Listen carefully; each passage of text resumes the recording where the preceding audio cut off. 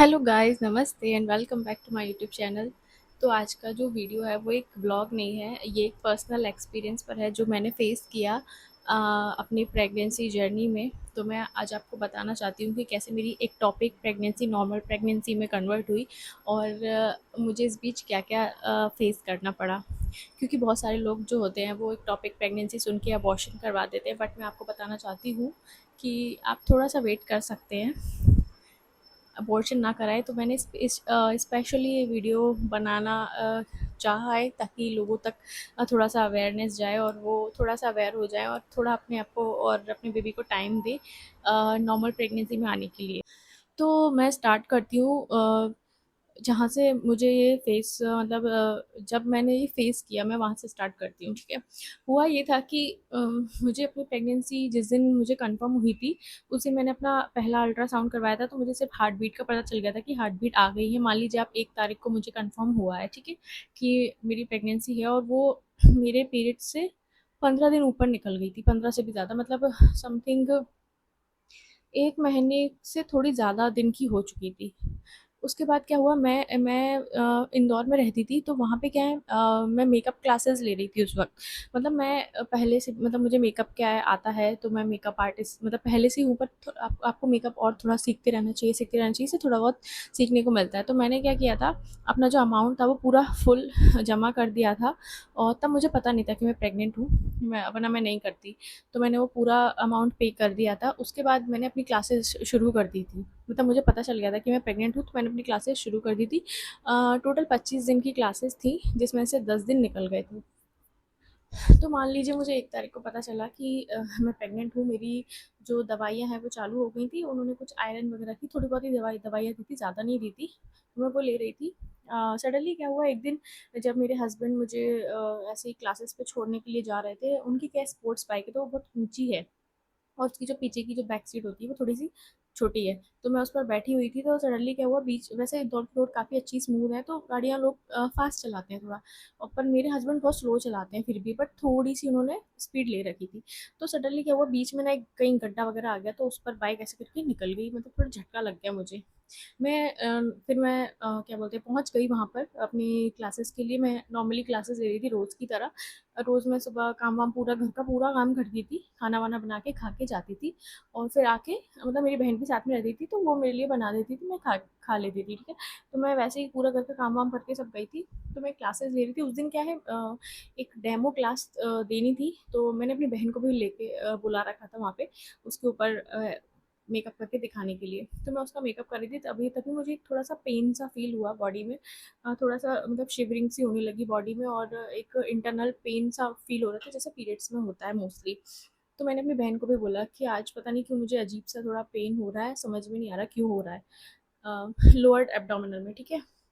तो फिर उसने बोला कि मतलब पता तो था नहीं, पहली प्रेगनेंसी है और कोई बड़ा भी नहीं था साथ में। मैं और मेरे हस्बैंड ही रहते थे।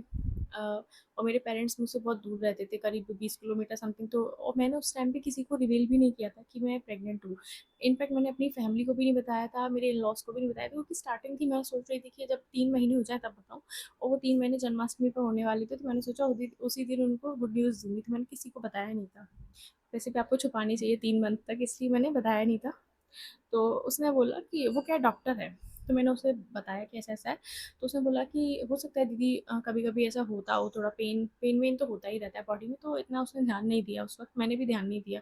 फिर मैं जब घर आई ना, तो घर आने के बाद आप क्या करते हैं, वॉशरूम जाते हैं, फ्रेश फ्रेश होते हैं, थोड़ा बहुत हाथ मुँह धोते हैं, टॉयलेट वगैरह जाते हैं। तो ऐसे ही मैं गई, तभी मुझे ना एक थोड़ा सा ज़्यादा सा पेन हुआ और मुझे एक ब्लड का क्लॉट बाहर निकला। मतलब करीब इतना बड़ा था वो।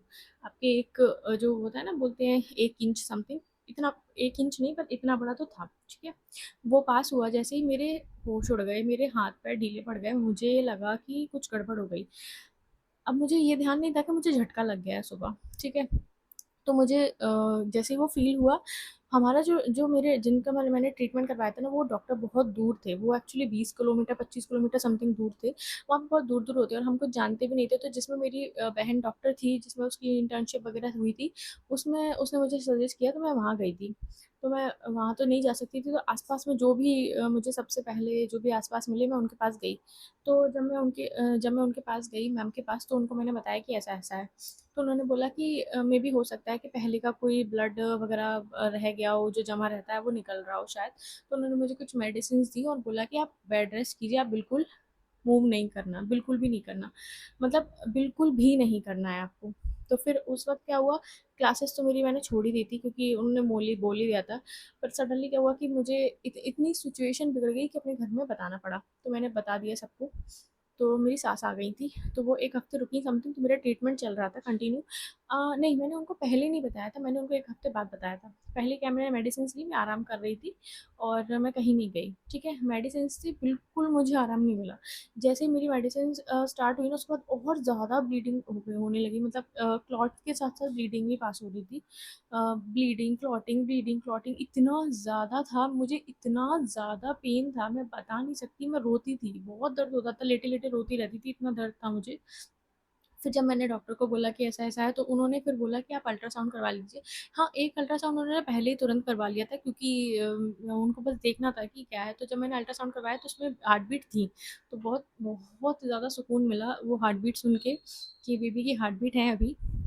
फिर उसके बाद क्या है, उन्होंने मुझे मेडिसिन दी थी, मैंने 1 हफ्ते ली, मुझसे मतलब 2-3 दिन में रेस्ट नहीं मिला, तो मैंने उनको फिर से बोला, तो उन्होंने वो टैबलेट डबल कर दी। जो दिन में मैं 1 बार ले रही थी, वो 2 बार लेने लगी, पर मुझे फिर भी उससे आराम नहीं मिला। फिर उन्होंने फिर 1 हफ्ते बाद फिर से सोनोग्राफी करवाई, तो उसमें भी बेबी ठीक था। मतलब जब बहुत ज़्यादा बढ़ गई थी मेरी ब्लीडिंग, तो मुझे मतलब मैंने तो उम्मीद ही छोड़ दी थी कि अब कुछ होगा, क्योंकि बहुत ज़्यादा ब्लीडिंग, बहुत ज़्यादा बड़े-बड़े क्लॉट्स पास हो रहे थे मुझे, तो मैंने सारी उम्मीद छोड़ दी थी कि अब कुछ हो सकता है। तो एक उस वक़्त मैं इतना मतलब बुरी सिचुएशन में थी, मैं बता नहीं सकती। पर मैंने फिर से सोनोग्राफ़ी करवाई। मतलब मैं क्या कहूँ, भगवान की कृपा है, भोले बाबा की कृपा है, माता रानी की कृपा है कि वो फिर भी मुझे हार्ट बीट मिली कि हाँ, वो ठीक है। अब प्रॉब्लम ये थी कि उस टाइम पे क्या है ना, मुझे मैम की मेडिसिन से कोई आराम नहीं मिल रहा था। उनका कहना था कि कोई कह रहा था एंगुलर प्रेगनेंसी है, कोई कह रहा था एक्टोपिक प्रेगनेंसी है। जो सोनोग्राफी वाली मैम थी उनका कहना था कि एक्टोपिक प्रेगनेंसी होती है, और किसी ने बोला था, और जो जो मेरी मैम थी ना, वो भी एक्टोपिक बोल रही थी, पर वो बोल रही थी एंगुलर। अब मैं आपको बताती हूँ कि क्या था। रिपोर्ट्स में आया कि जो बेबी है वो बहुत ज़्यादा छोटा था, तो वो एग्जैक्ट उसकी पोजीशन पता नहीं चल पा रही थी। उसकी जो पोजीशन थी ना, वो ट्यूब जो होता है ना आपका, वो ट्यूब बहुत पतला होता है, एक धागे जैसा। तो उनका ये था कि या तो ये ट्यूब के अंदर है, अगर ये ट्यूब के अंदर है तो उसको निकालना पड़ेगा, ये सक्सेसफुल हो ही नहीं सकता, या फिर ये ट्यूब के बिल्कुल बाहर, मतलब बिल्कुल, मतलब उससे बिल्कुल बाहर ही है, तो इसलिए एक तरफ से ब्लीडिंग पास हो रही है। ठीक है, इससे क्या हो रहा था कि बेबी पर भी ब्लड नहीं जा रहा था, वो भी पास हो रहा था पूरा। तो उनका कहना ये था कि आप एमआरआई करवा लो। एमआरआई का ये था कि एमआरआई में क्लियर हो जाता कि बेबी अंदर है कि बाहर है, मतलब ट्यूब के अंदर है कि ट्यूब के बाहर है। तो मैंने उस वक़्त ये डिसाइड किया कि ठीक है, मैं एमआरआई करवा लूँगी। बट जब मैंने अपने घर में ये बात की, कुछ फैमिली डॉक्टर्स भी होते हैं, मेरी एक मौसी भी डॉक्टर हैं, थोड़ा दूर हैं बट यहाँ पे, तो मैंने उनसे पूछा, तो उन्होंने सबने मना कर दिया। उन्होंने बोला एमआरआई बहुत बड़ी चीज़ है, जिससे बेबी को भी अंदर प्रॉब्लम हो सकती है, और एमआरआई में इतनी आवाज़ें आती हैं कि आपका बेबी सर्वाइव करना बहुत मुश्किल है। तो मना कर दिया, सब लोगों ने मना किया, तो फिर वो तो कैंसल हो गया कि नहीं करेंगे। फिर मैम ने बोला कि दवाई कंटिन्यू करो, ऐसा-वैसा ये वो, तो वो चल रहा था। जब मैं अपनी 3rd सोनोग्राफी के लिए गई थी, तो वहाँ पर मुझे क्या एक लेडी मिली थी।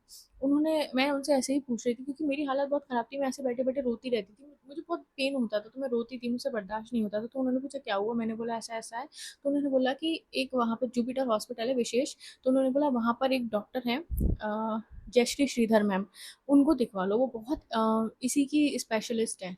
तो फिर मैं उनके पास गई। मैंने जो जिन पर ले रही थी, मैंने उनका ट्रीटमेंट अभी स्टॉप कर दिया था क्योंकि मुझे उससे बिल्कुल रिलीफ नहीं मिल रहा था। मैं फिर उनके पास गई, तो उन्होंने मुझे एक टैबलेट दी थी डाइड्रोबोन करके। वो टैबलेट काफ़ी अच्छी थी, मतलब बहुत ज़्यादा उन्होंने मुझे टाइम तक वो कंटिन्यू करवाई। उनके पास समथिंग मैं 1 महीने मेरा ट्रीटमेंट चला।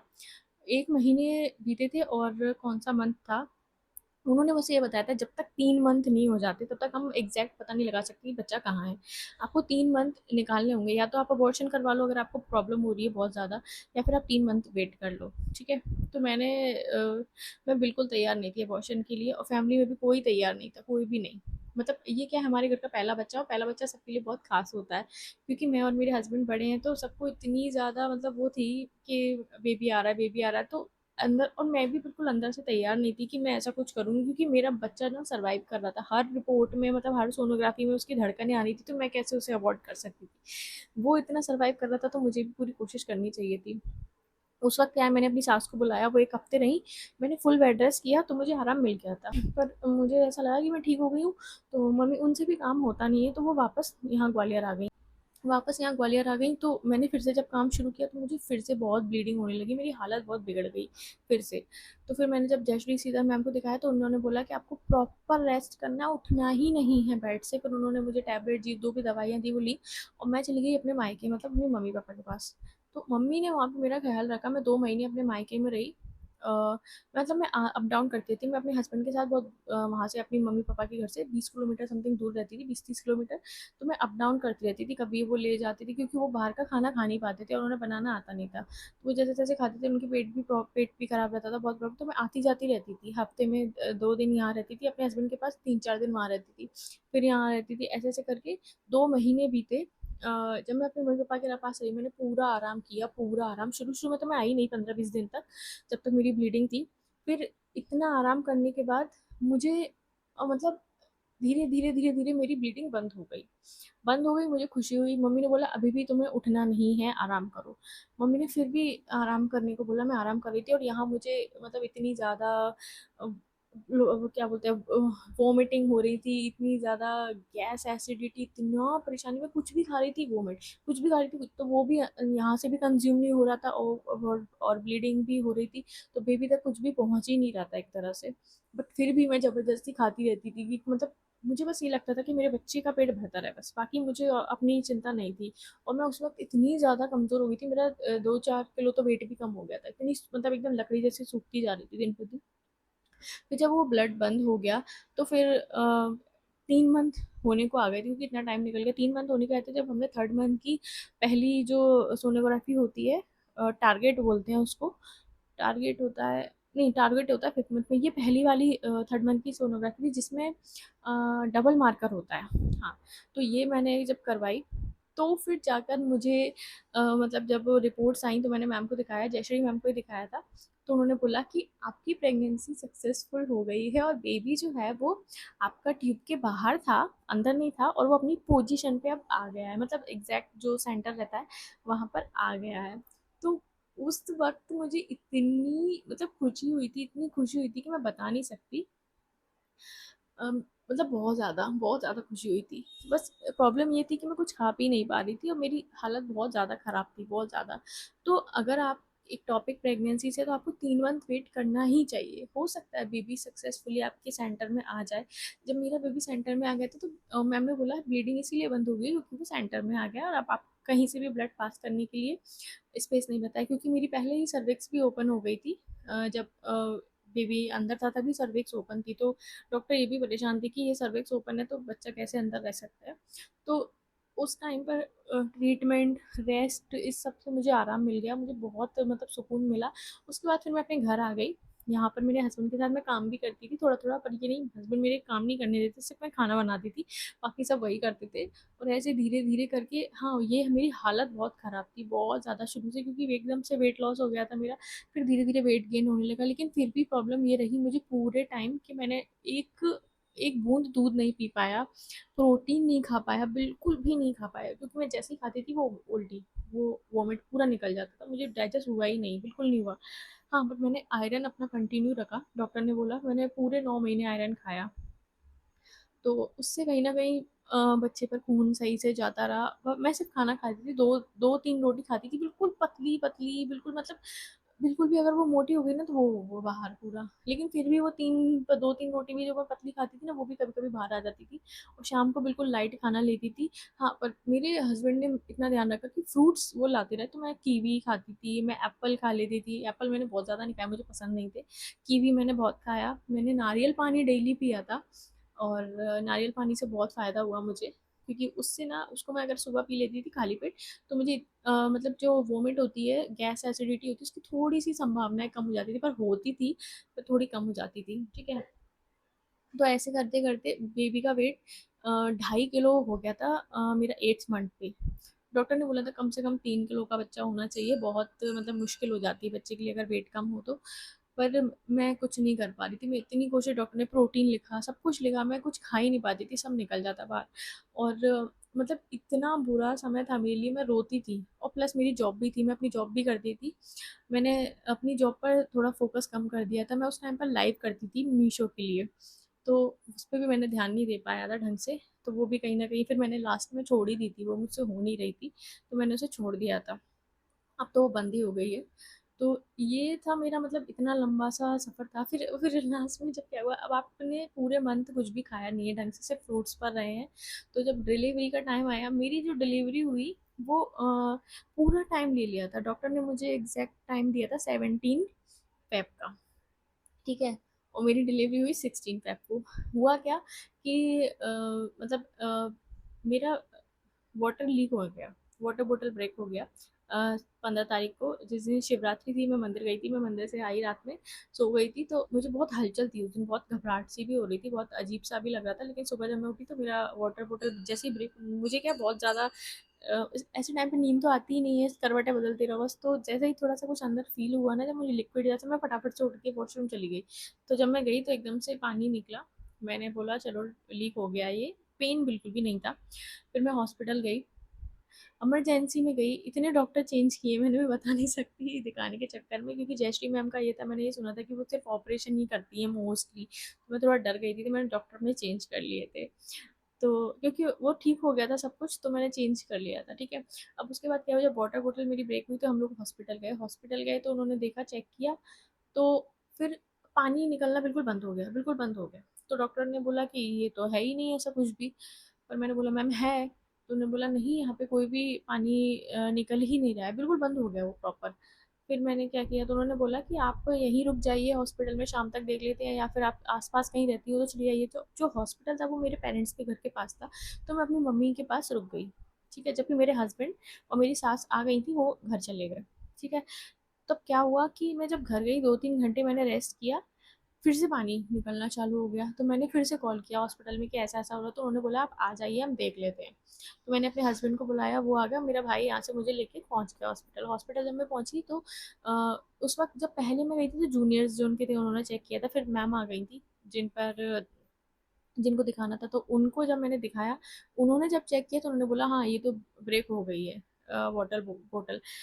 मैंने बोला मैम सुबह ही हो गई थी, तो उन्होंने अपने जूनियरों को डाँट लगाया ऐसे कैसे, तो उनका कहना भी सही था जूनियर्स का कि उस वक़्त पानी बिल्कुल भी नहीं निकल रहा था। तो वो कह रहे मैम बिल्कुल ड्राई है, कुछ भी नहीं निकल रहा है, हम कैसे मान लें?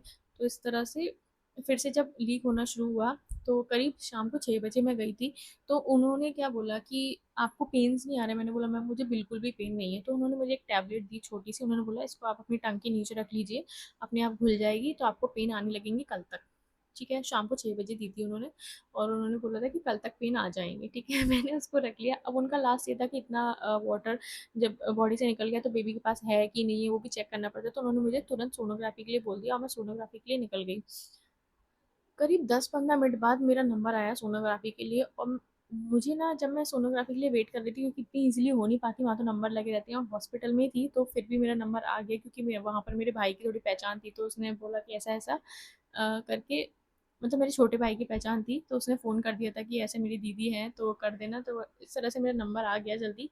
पर जब मैं वहाँ बैठी थी ना, वेट कर रही थी, तो मुझे ऐसे झटके से आ रहे थे, एकदम करंट जैसा लग रहा था। मुझे नहीं पता था कि पेन कैसे आती है, मेरे लिए पहला एक्सपीरियंस था ये। तो मुझे झटके आ रहे थे, मैं बार-बार ऐसे-ऐसे कर रही थी।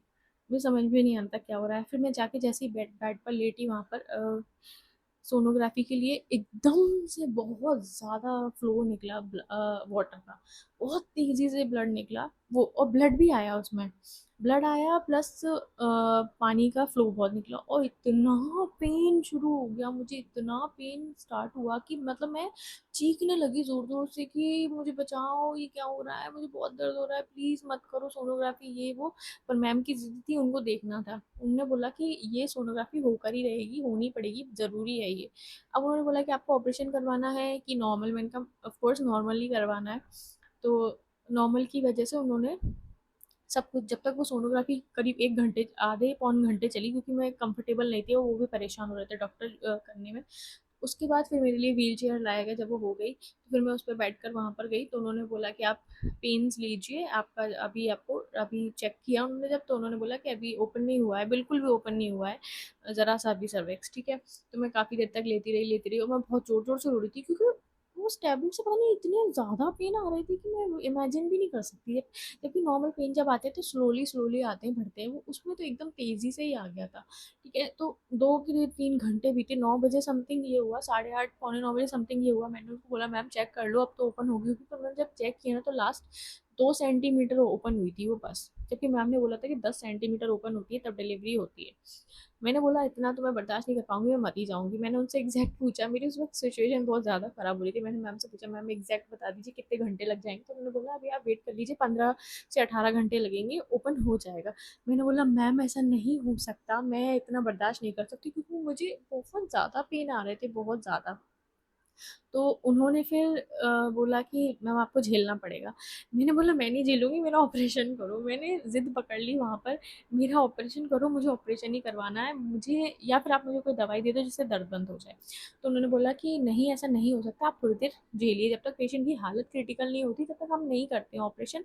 आपका सब कुछ नॉर्मल है, आपका सर्विक्स नॉर्मल है, आपका बेबी नॉर्मल है, सब कुछ नॉर्मल है, तो आप क्यों ऑपरेशन करवा रहे हो? सब कुछ नॉर्मल था, ठीक है, बेबी की पोजीशन भी अच्छी थी, सब कुछ सही था। और बेबी का वेट समथिंग 2.5 किलो से ज़्यादा हो गया था, ठीक है। तो मैं बिल्कुल तैयार नहीं थी, क्योंकि पानी बिल्कुल ख़त्म हो चुका था उसके पास। उन्होंने मुझे ऑक्सीजन लगा दिया था, प्लस बच्चे की हार्ट बीट के लिए मशीन लगा दी थी पेट पर। मुझे इतनी प्रॉब्लम हो रही थी, मतलब मैं बिल्कुल कंफर्टेबल नहीं थी, मैं रो रही थी और वहाँ मशीन पकड़े रहो पेट वाली, और ये ऑक्सीजन ऑक्सीजन से मुझे प्रॉब्लम हो रही थी। तो मैंने बोला मैम ये ऑक्सीजन हटा दो। तो उन्होंने बोला नहीं, बेबी के पास पानी नहीं है, आपको ऑक्सीजन लगा के रखना पड़ेगा। मैंने बोला मैम मेरा ऑपरेशन कर दीजिए आप, मुझे कुछ नहीं पता। मैं बिल्कुल भी कोऑपरेट नहीं कर रही थी उनके साथ। वो भी बहुत परेशान हो गए थे मुझसे, वहाँ के सारे डॉक्टर्स मतलब मैं पूरे हॉस्पिटल में इतनी फेमस हो गई थी, क्योंकि मैं नॉर्मली हो सकती थी मेरी, पर मैं तैयार नहीं थी। तो मेरे हस्बैंड को मैंने बोला, मेरी सास को बोला कि मुझे ऑपरेशन करना है। तो उन्होंने बोला कि ठीक है, मम्मी पापा को बोल देते हैं, उनको आ जाने दो पहले। मेरे मम्मी पापा नहीं थे वहाँ पे, रात हो गई थी, 8:30 9 बजने को थे।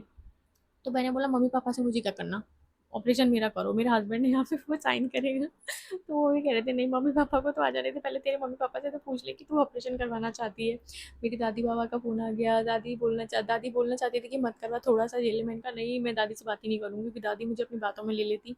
मैंने उनसे बात ही नहीं की। मम्मी पापा को इन्होंने बुला लिया, उन्होंने बोला 10-15 मिनट रुक जा, अभी करवा लेते हैं तेरा ऑपरेशन। मैंने बोला नहीं, ऑपरेशन करवाओ मेरा अभी के अभी, मुझे किसी का वेट नहीं है। तो इन्होंने फिर ज़बरदस्ती साइन कर दिए। मम्मी पापा वहाँ से जल्दी आने की कोशिश कर रहे थे, क्योंकि 20 किलोमीटर बहुत दूर होता है, टाइम लगता है आने में, समथिंग आधा घंटा तो लग ही जाता है। 20 से भी ज़्यादा टाइम किलोमीटर दूर था, और हमारा तो और भी ज़्यादा 25-30 था। तो मम्मी पापा वहाँ से निकल गए थे, और मैं यहाँ पर अपनी लगी हुई थी, ऑपरेशन ऑपरेशन ऑपरेशन में। सारे डॉक्टर्स बोलते हैं अरे तैयारी तो कर लेने तो, बहुत टाइम लगता है। अब वो क्या हो रहा था, मुझे बहुत ज़्यादा पेन आ रहे थे, इतने पेन आ रहे थे, वो भी झटका ऐसा लग रहा था करंट की तार कोई लगा रहा है मुझे। तो इस तरह से मेरा ऑपरेशन का प्रोसीजर पूरा वहाँ पे सब चालू हो गया था कि हाँ ऑपरेशन करना है। इन्होंने साइन भी कर दिया था। लास्ट मिनट तक जैसे ही मैं जाने वाली थी, मम्मी पापा आ गए। तो उन्होंने बोला कि, उन्होंने जब मेरी हालत देखी ना कि क्या है, तो उन्होंने बोला अरे करवा दो भाई, ये नहीं झेल पाएगी। क्योंकि मैं शुरू से ऐसी हूँ ना, मैं बहुत स्ट्रांग हूँ, मैं सब कुछ कर सकती हूँ, सब कुछ, बस मुझे दर्द के नाम से बहुत डर लगता है। और उस वक्त तो इतने ज़्यादा बुरे दर्द थे वो दवाई के, बहुत ज़्यादा, कि मेरी मम्मी ने फिर मुझसे बोला कि मैंने तो उससे बोला था तू दवाई मत खाना, क्योंकि उनके साथ भी ऐसा ही कुछ हुआ था मेरे टाइम पर, कि उन्होंने भी इंजेक्शन वगैरह दे दिया था डॉक्टर ने पेन बढ़ाने के लिए, पर उनको पेन्स आ नहीं रहे थे। तो करीब जब उन्होंने बोला कि मेरा मंडे को जब पेन स्टार्ट हुए थे मुझे, और फ्राइडे को जाके जब मेरा जन्म हुआ, तो मम्मी कही इतने दिन मैंने दर्द झेले थे। तो मैं मेरी तो रूह काँप गई। मैंने कहा मुझसे 2 घंटे नहीं झेले वाले, मम्मी ने ची 4-5 दिन तक पेन कैसे झेल ली है। तो जूस भी कुछ भी नहीं पी पाती थी मैं, उससे भी मुझे वॉमिट होती थी। मैंने प्रॉपर्ली कुछ ढंग से खाया पिया नहीं था, तो मेरी बॉडी में बिल्कुल भी पावर नहीं थी कि मैं दर्द झेल लूँ और मतलब थोड़ा-सा भी कॉम्प्रोमाइज़ कर लूँ, नहीं हो रहा था मुझसे। तो फिर इस तरह से मेरी ऑपरेशन की तैयारी हुई। जब मैं ऑपरेशन की टेबल पर गई, उस लास्ट मिनट तक मुझे इतने पेन थे, मैं डॉक्टर से कह रही थी प्लीज़ आप जल्दी से इंजेक्शन लगा दो मुझे, ताकि वो दर्द बंद हो जाए। तो उन्होंने बोला बेटा आप रुक जाइए, वो बहुत मतलब एजेड थे, तो उन्होंने बोला बेटा आप रुक जाइए, ये एनेस्थीसिया है, बहुत ध्यान से लगाना पड़ता है, आप प्लीज़ हिलिए मत। तो उन्होंने जैसे ही जो भी मशीन वशीन जो भी इंजेक्शन, वो आपको तो पता है कि 10 सेंटीमीटर समथिंग वो सुई होती है, लगती है जो बैक में, फिर उन्होंने वो लगाई मुझे। मुझे थोड़ा-सा पेन हुआ, मतलब उस वक़्त मुझे इतना ज़्यादा पेन था कि मुझे वो दर्द भी कुछ नहीं लग रहा था इंजेक्शन का। वो लग गया मुझे, उसके सिर्फ़ 10 सेकंड में मेरा पेन बंद हो गया। मुझे इतनी शांति मिली कि मुझे ऐसा लग रहा था हाँ, मैं बच गई। फिर मेरा ऑपरेशन चल रहा था, मैं होश में थी पूरी, बस नीचे की बॉडी मेरी काम नहीं कर रही थी। मुझे एक-एक उनका चाकू फ़ील हो रहा था, सब कुछ फ़ील हो रहा था जब वो एक-एक करके लेयर काटते जा रहे थे, और मैं मुझे सब महसूस हो रहा था बस, क्योंकि वो सुननी थी तो पेन नहीं हो रहा था। फिर करीब मेरा जो ऑपरेशन है वो 9 बजे समथिंग स्टार्ट हुआ, और सवा 9 समथिंग मेरा बेबी हुआ। तो उन्होंने मुझसे बोला, जब पूरे लेयर कट गए तो वो डॉक्टर ने मुझसे बोला कि अब आप घबराइए मत, हम आपके पेट को थोड़ा पुश करेंगे ताकि बेबी नीचे आ जाए, क्योंकि बेबी अभी ऊपर ही है, प्रॉपर नीचे वो पहुंचा नहीं, क्योंकि सर्विक्स खोला ही नहीं था। फिर उन्होंने पुश किया, जैसे ही पुश किया वैसे ही उसके रोने की आवाज़ आई, क्योंकि पानी बिल्कुल ख़त्म हो चुका था, बिल्कुल भी नहीं था उसके पास। उन्होंने डायरेक्टली उसे उठा दिया और वो रोने लगा बेबी। उसके रोने की जब आवाज़ मैंने सुनी ना, तो मेरी आंखों से आंसू आ गए। मतलब उस वक्त मेरे दिमाग में सिर्फ इतना था कि कैसे इस प्रेगनेंसी के लिए मैंने इतना सरवाइव किया। मतलब एक टाइम ऐसा था कि वो ये लग रहा था कि इसको हटा देते हैं, बहुत तकलीफ हो रही है बहुत। मेरे हस्बैंड मेरी हालत नहीं देख पा रहे थे, वो मुझसे रोज बोलते थे कि क्यों कंटिन्यू कर रही है, तो उसको हटा देते हैं, नहीं हो पा रहा है तुझसे तो। और फिर जब मैंने उसकी आवाज़ सुनी ना, तो मुझे इतना सुकून मिला कि मैं बता नहीं सकती आप लोगों को। बहुत खुशी हुई थी मुझे कि मतलब मेरी प्रेगनेंसी कहाँ से कहाँ मैं ले आई सक्सेसफुली। थोड़ी सी हिम्मत रखी मैंने, हाँ मैं दर्द नहीं झेल पाई, पर मैंने वो वाला पेन बहुत झेल लिया था, क्योंकि शुरू में ही इतनी ज़्यादा ब्लीडिंग हो गई थी मुझे कि मेरी बॉडी में बिल्कुल पावर ही नहीं थी, और फिर खाना पीना भी मैं बिल्कुल नहीं खा पाई, और मैं काम भी करती थी जबकि मुझसे होता नहीं था फिर भी। तो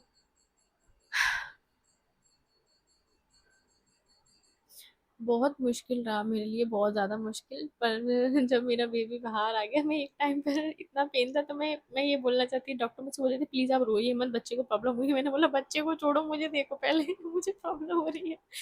तो जब वो बाहर आ गया, तो मैंने डॉक्टर से बहुत ही प्यार से बोला प्लीज़ मुझे दिखा दीजिए। तो उन्होंने बोला वो अभी क्लीन हो रहा है, हम आपको दिखा देते हैं। मैंने उनसे पूछा अच्छा ये तो बता दीजिए क्या हुआ है। उन्होंने बोला आपको अभी दिखाएंगे ना, तब आप देख लेना। मुझे पता नहीं था क्या हुआ है मुझे। फिर उन्होंने 10-15 मिनट बाद वो अपना सिलाई बुनाई में लगे हुए थे पेट की। मुझे सब फील हो रहा था कंटिन्यू। फिर उन्होंने मुझसे बोला आप देख लीजिए आपका बेबी। फिर उन्होंने मुझे साइड में, आपके जो सिर पर है ना एक बड़ी बड़ी लाइट इतनी रहती है ना कि आप इधर उधर कहीं देखोगे आपको अंधेरा दिखेगा, कुछ दिखेगा ही नहीं। तो मैंने ऐसे करके देखा साइड में, तो उन्होंने मुझे दिखाया ट्रे में लेटा हुआ था। मैंने उसे देखा, तो फिर उन्होंने बोला ये आपका बेबी है और आपको बेटा हुआ है। अब बेटा हुआ है बेटी हुई है इससे कोई मुझे फर्क नहीं पड़ा, पर वो काला दिख रहा था मुझे बहुत ज़्यादा। मैंने वो मन में सोचा ये काला कैसे हो गया, मैंने तो इतना नारियल पानी पिया है फिर भी। अब मेरे दिमाग में ये चल रहा था, मैं बहुत ध्यान से सुन रही थी यार कोई और बच्चा तो नहीं हुआ, इन्होंने मेरा बेबी चेंज वेंज कर दिया हो, शायद मेरा गोरा बेबी ले लिया हो, मुझे काला बेबी दे दिया हो। तो वो अब बाहर खबर बाद में पहुंचती है, बाहर जाके जब बेबी को लेके वो सीधे एनआईसीयू में ले गए। मेरे मम्मी पापा, मेरा भाई था, मेरी सास थी और मेरे हस्बैंड थे। जब मैं अपने ऑपरेशन थिएटर से बाहर मिली, तो मुझे मेरे हस्बैंड मिले गेट पर, थोड़ा दूर जाके मेरा भाई खड़ा था, तो मुझे ये दो लोग मिले। बाकी सब कहाँ थे मैं आपको बताती हूँ। बाकी ये था कि जब वो एनआईसीयू तक ले गए थे, मेरे मम्मी पापा उनके पीछे भागते हुए गए कि मतलब बच्चों का थोड़ा सा रहता है देखने के लिए। मेरी सास वहीं बैठ गई और रोने लगी। अब क्यों रो रही थी, क्योंकि उनको इतनी ज़्यादा खुशी हुई थी कि उनको समझ में आया था, वो ज़ोर-ज़ोर से रोने लगी, मेरा बच्चा ये वो। उनको बच्चा नहीं दिखा, उनको बस ये हो रहा था कि हाँ, बच्चा हो गया है। अब ये भी नहीं पता था कि क्या हुआ है उनको, ठीक है बस बच्चा हो गया है, इस बात की इतनी खुशी थी। तो फिर मेरे पापा ने भी मम्मी ने पूछा कि क्या हुआ है, वो लोग नहीं बताते। जब उन्होंने दिया पापा मम्मी को, तब पता चला कि बेटा हुआ है, ठीक है। फिर उनकी उनको घर पे जो मेरे इन-लॉज़ ससुर वगैरह थे उनको सबको दिखाया ये वो। मेरे हस्बैंड जब मुझे लेने आए, जब मैं बाहर निकली तो मुझे अपने हस्बैंड दिखे, मैंने उनसे बोला कि अ, पोटलू कहाँ है? हमने उसका नाम पोटलू रखा था, मैं उसको प्यार से पोटलू बोलती थी क्योंकि वो मेरे हस्बैंड ने मुझसे बोला था कि तेरा पेट ना किसी पोटली जैसा हो गया है, जैसे हम पोटली बना देते हैं किसी, तेरा पेट ना पोटली जैसा हो गया है। मैंने बोला हाँ, और इसके अंदर एक पोटलू है, इसलिए वो पोटली जैसा हो गया है। तो तब से मैं उसको पोटलू पोटलू बोलती हूँ। अ, अब ये नहीं था कि लड़का है कि लड़की है, ये सब नहीं पता होता है, बट हाँ पोटलू पोटली जो भी होगा उसका नाम पोटलू पोटली बुलाएंगे। तो मैंने बोला पोटलू कहाँ है, तो उन्होंने बोला वो तो एनआईसीयू में है, तेरे मम्मी पापा के पास है। मैंने बोला अच्छा। मैंने कहा वो बहुत काला है। बोलते कहाँ है काला, वो रेड है, काला नहीं है, इन्वायरमेंट में भी इसको टाइम लगेगा आने में। मैंने बोला नहीं वो काला है वो बोलते तू कैसी माँ है, तुझे ये पड़ी है वो काला है मैंने बोला हाँ है, तो मैं क्या करूँ फिर जब मुझे वो ले गए, उन्होंने मुझे लिटा दिया रूम में, और ऑपरेशन हो गया था सक्सेसफुली अच्छे से। फिर कुछ टाइम बाद मैंने पूछा मेरा बेबी कहाँ है तो वो लेकर आए सब लोग। मैंने उसे नहीं देखा था, मैंने उसको जब देखा था ना अंधेरे में, वो मुझे दिखा ही नहीं था बिल्कुल भी कैसा है क्या है। तो वो लेकर जब मम्मी पापा लेकर आए, उन्होंने बोला कि अब मैं उठ तो सकती नहीं थी ना, वैसे तो उन्होंने थोड़ा सा ऐसे तिरछा करके दिखाया था, तो मैं ढंग से देख भी नहीं पाई थी उसको। मैंने एक दिन तक उसे देखा नहीं था, दूसरे दिन मैंने उसे देखा था जब वो मेरे पास आया था। तो काला नहीं था वो वो रेड था, और उसका कलर भी बहुत फेयर था, बट अभी थोड़ा सा बीच में काला हो गया था, लेकिन अब फिर से फेयर हो रहा है। दादी ने बोला, मेरी सब लोगों ने बोला कि अभी 1 साल तक बच्चे का कलर हम नहीं बता सकते क्या है, गोरा है काला है। ठीक है, तो इस तरह से मेरी जो प्रेगनेंसी जर्नी थी वो बहुत ही ज़्यादा, मतलब मैं कहूँगी कि बुरी थी, बहुत बुरी थी, बहुत इतनी तकलीफ थी उसमें, इतनी तकलीफ थी मैं बता नहीं सकती। पर सिर्फ मैं अपने अंदर हिम्मत बना के बैठी थी कि नहीं, मुझे सक्सेसफुली अपने बेबी को लेकर आना है इस दुनिया में, उसको ठीक रखना है, चाहे कुछ भी हो जाए। और भरोसा माता रानी पर, माता वैष्णो देवी की कृपा से सब कुछ सही हुआ, सब कुछ सही हुआ। उनका उनका बहुत बड़ा योगदान है, क्योंकि जब बच्चे किसी के भी परेशान होते हैं ना, तो उन्हीं से बोला जाता है, और वो सक्सेसफुली सब कुछ सही करती है। तो यही थी मेरी प्रेगनेंसी जर्नी। एक टॉपिक से लेके नॉर्मल प्रेगनेंसी हुई, और फिर मेरी डिलीवरी हुई सी सेक्शन, क्योंकि मैंने कोऑपरेट नहीं किया इसलिए, वरना हो जाती नॉर्मली। तो आप प्लीज़, अगर आप एक टॉपिक से प्रेग्नेंट हैं तो आप 3 मंथ वेट कर लीजिए, हो सकता है आपका बेबी सर्वाइव कर जाए। आप प्लीज़ मत कीजिए, क्योंकि जयश्री मैम ने मुझे बताया था, एक और उनके पास पेशेंट आई थी जिसकी ऐसा ही कुछ था, पर उसने अबॉर्शन करवा लिया था बहुत जल्दी, क्योंकि उससे दर्द नहीं झेला जा रहा था बॉडी में उसके मतलब उसको बिल्कुल भी, मतलब वो कोऑपरेट नहीं कर रही थी, उसने तुरंत अबॉर्शन करवा लिया। तो देखिए आजकल बच्चे मिलते नहीं, बहुत मुश्किल में मिलते हैं, तो प्लीज़ थोड़ा-सा वेट कर लीजिए। अब मेरी जो नेक्स्ट वीडियो आएगी ना, उसमें मैं आपको बताऊँगी कि मुझे क्या-क्या सिम्पटम्स थे, क्या-क्या लोग कहते हैं कि बेटा होने पे क्या होता है, बेटी होने पे क्या होती है, और मुझे क्या-क्या सिम्पटम थे और मुझे पता था कि मुझे बेटा होगा, मैं 100% श्योर थी वो वो क्यों थी, क्योंकि मैं आपको नेक्स्ट वीडियो में बताऊँगी, तो आप वेट कीजिएगा मेरी नेक्स्ट वीडियो का, ठीक है? तब तक के लिए बाय।